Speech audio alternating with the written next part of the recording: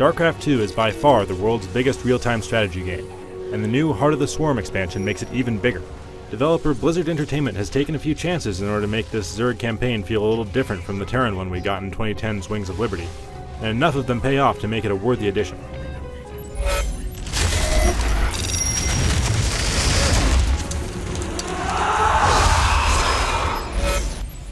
When we saw Sarah Kerrigan last, she was being carried off into the sunset by rebel leader Jim Raynor after he de-zergified her with space magic.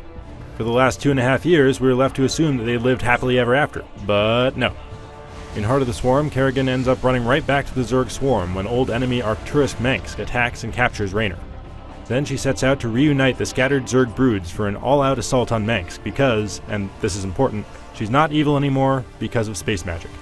And while she's at it, she uncovers more about the coming Xel'Naga invasion that will naturally require the Terran, Zerg, and Protoss to team up and battle the godlike enemies to save the universe.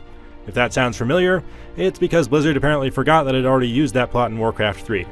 So it's not what you would call original. Anyway, the point is the story's not all that great, and it's full of cliches. But thanks to Blizzard's amazing cinematics, it at least looks awesome. When Kerrigan travels from planet to planet, we get a ton of map variety, and all of them are super detailed. And as you'd expect from a Zerg campaign, the squishy sound effects are great.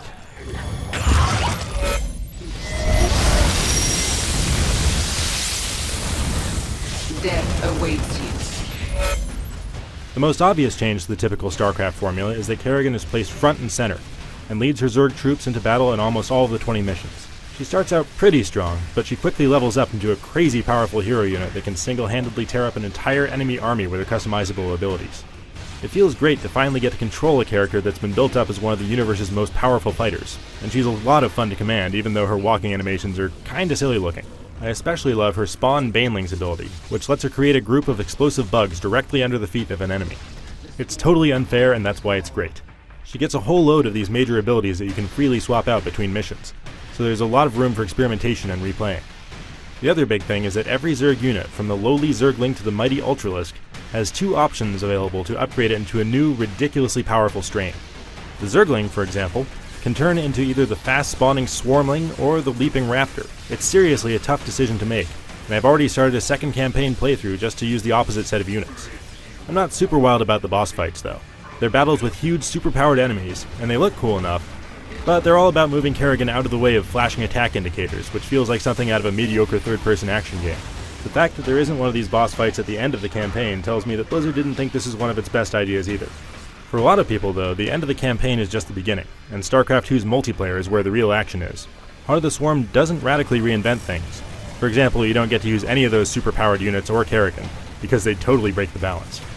What you do get is a set of 2 or 3 new units per race, and a few important tweaks to existing ones. Only time will tell if units like the Zerg Swarm Host, the Terran Widowmine, and the Protoss Mothership Core will make StarCraft 2's multiplayer a better game, but they do definitely bring loads of potential for new offensive and defensive tactics.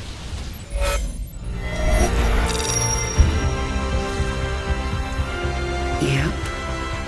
Like riding a bike. Blizzard still knows how to put out an excellent real-time strategy campaign that isn't just more of the same. Kerrigan's vengeful rampage may come with a generous helping of cheese and some tedious boss fights, but the chance to play with some of these incredibly powerful units and abilities makes up for a lot, and so does some inventive mission design and great options for replayability. The multiplayer changes are conservative, but they're full of possibilities.